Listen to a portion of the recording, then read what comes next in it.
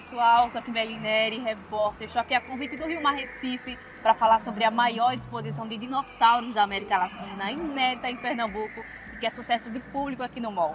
Eu estou falando da exposição Mundo dos Dinossauros, que fica aqui localizada no piso L1. São 40 réplicas desses animais em tamanho real, com sons e movimentos realistas, que busca transportar e educar as pessoas para o habitat natural desses seres que habitaram a Terra há milhões de anos. E para falar sobre esses animais pré-históricos, eu estou aqui com o paleontólogo e geólogo do Centro de Tecnologia e Geociências da Universidade Federal de Pernambuco, professor Leonardo de Oliveira, que foi o responsável pela descoberta do fóssil mais antigo do dinossauro aqui no Nordeste. Professor, inclusive, a gente foi no município de Ibimirim, aqui no estado de Pernambuco. Professor, desde já, muito obrigada, seja bem-vindo, obrigada por ter aceitado o nosso convite. Eu que agradeço, Kimberly.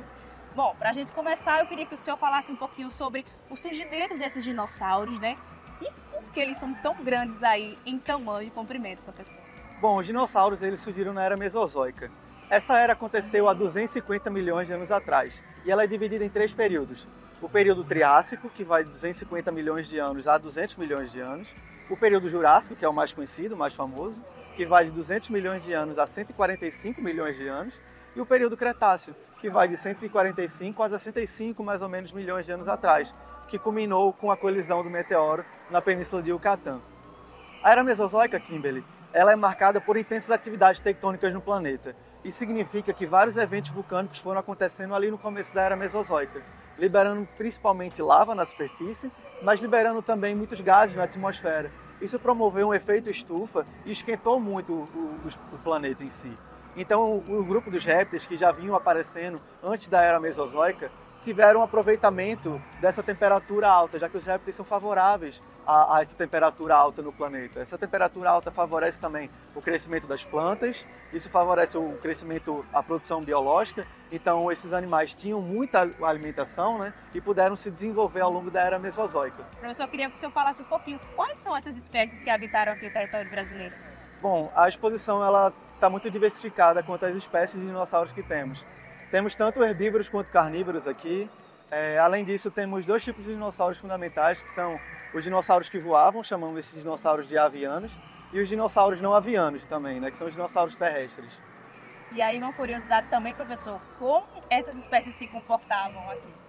Bom, nessa época, na Era Mesozoica, os continentes estavam muito próximos entre si ainda.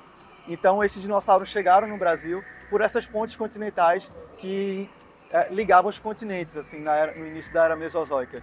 Então, por exemplo, o grupo dos gilofossaurídeos, cujo eu sou especialista, eles frequentavam tanto a América do Norte, mas também a África e o Nordeste brasileiro. Então, era possível que esses dinossauros se locomovessem ao longo de todo o planeta. Essa característica chamamos de cosmopolita, quando uma espécie ela é disseminada em todo o planeta. Agora, gente, existe uma teoria que um asteroide, né, foi o responsável pela extinção dos dinossauros. Professor, essa teoria realmente existe? Queria que o senhor falasse um pouquinho sobre isso. Bom, essa teoria eu costumo chamar ela como uma semi-verdade, uma meia-verdade. O que aconteceu de fato é que a Era Mesozoica ela teve cerca de 185 milhões de anos.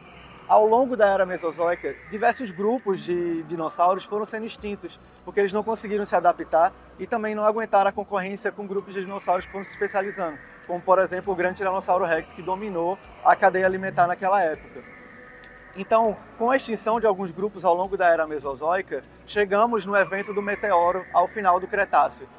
Esse meteoro ele se colidiu com a Península de Yucatán, que fica no México, levantou grande parte de poeira em grande parte do planeta e isso dificultou a luz solar de penetrar a superfície da Terra, né? Então, o que aconteceu é que as plantas foram morrendo também com essa falta de luz solar e houve uma escassez de alimento. Então, boa parte dos dinossauros terrestres ali acabaram não aguentando essa condição ambiental. Em paralelo a isso, um grupo de dinossauros específico, que são os dinossauros avianos, representado pelo grupo das aves hoje em dia, eles conseguiram sobreviver graças ao seu modo de locomoção. A característica de voo permitiu com que esses dinossauros fugissem dessas áreas mais afetadas desse meteoro. Olha, gente, essa informação eu mesma não sabia, que as aves, né, são oriundas também dos dinossauros. Dos dinossauros. Olha, uma informação aí pra gente que a gente não sabia. São parentes distantes. São parentes distantes, tá? E você que não sabia, também não sabia, tá todo mundo sabendo. Agora, professor, o senhor foi responsável pela descoberta do fóssil mais antigo de dinossauro encontrado aqui no Nordeste brasileiro, especificamente no município de Bimirim, que é sertão de Pernambuco. Eu queria que o senhor falasse um pouquinho sobre essa descoberta e qual a relevância para os estudos na área dos dinossauros. Bom, essa descoberta aconteceu em 2019.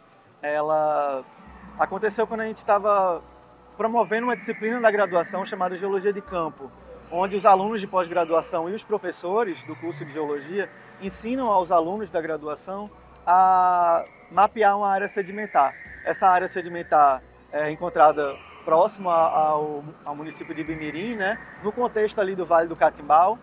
Então, essa área já era bem conhecida, tanto dos professores quanto ao longo do tempo na geologia, né? Diversos pesquisadores já vinham pesquisando essa área chamada Bacia do Jatobá. Então, ensinando os alunos a mapear e a coletar os fósseis naquela região, nós coletamos um conjunto de vértebras que acreditamos ser de crocodilos. E logo após 2019 veio a pandemia e eu estava promovendo a minha dissertação de mestrado numa área específica da paleontologia chamada tafonomia, em que explica como aconteceu a preservação dos fósseis, né? E como aqueles animais morreram. É quase como um trabalho de um perito criminal, examinar a cena do crime para saber como aquela ossada foi soterrada naquele local, né? Eu costumo dizer que é como a gente contasse uma história de trás para frente. A gente observa a cena e tenta imaginar como aquele ser vivo viveu naquele lugar, né? E esse fóssil, ele está lá na Universidade Federal? Está lá numa exposição de paleontologia, quem quiser pode visitar. Lá tem diversos outros fósseis, não só da Bacia de Jatobá, mas também da Bacia do Araripe, né? A exposição, como eu falei, é sucesso de público aqui no MOL. Diversas crianças passaram por aqui, né? Cada uma mais curiosa que a outra, reparando em cada espécie. Professor, esses dinossauros surgiram há milhões e milhões de anos. Mas o que tem de relevante, né? Que ainda cativa o imaginário infantil ainda das nossas crianças? Olha, Kimberly, eu acho uma pergunta até subjetiva, né? Eu costumo dizer que eu acho que os dinossauros eram um pouco parecidos com a gente em termos de sociedade. Eles eram temperamentais, eram maternos, protegiam o seu grupo, protegiam os indivíduos pequenos, protegiam os mais velhos. Então eles tinham um senso de preservação da espécie muito grande. Eu acho que a gente se identifica um pouco com isso. As pessoas que trabalharam com arte, roteiristas, cineastas, perceberam isso logo na década de 70 e 80 e de uma maneira muito esperta, começou a produzir vários filmes, documentários, desenhos animados. Em aplicativos de vídeos nós temos desenhos de dinossauros. Então, os dinossauros têm esse mundo cativante em si, assim, né? É uma semelhança muito parecida, assim, com o modo que a gente vive hoje em dia. Eles lutaram pela sobrevivência deles. Além disso, eles têm um físico muito imponente, eles eram enormes. Então, nós temos os braquiossauros, que eram herbívoros, mas também enormes, os Tiranossauro Rex, que já eram um pouco mais raivosos e enormes. Então, essa imponência dos dinossauros também fascina um pouco a gente, né? Então, para o pessoal de casa que quiser procurar saber sobre os dinossauros, nós temos exposições nos laboratórios de paleontologia, tanto na Universidade Rural quanto na Universidade Federal de Pernambuco, e também essa exposição no Rio Mar, que está belíssima, sabe? Está muito diversa. Então, quem quiser vir visitar, tá fantástico a exposição, né? Conta com informações científicas impressionantes, uma curadoria incrível.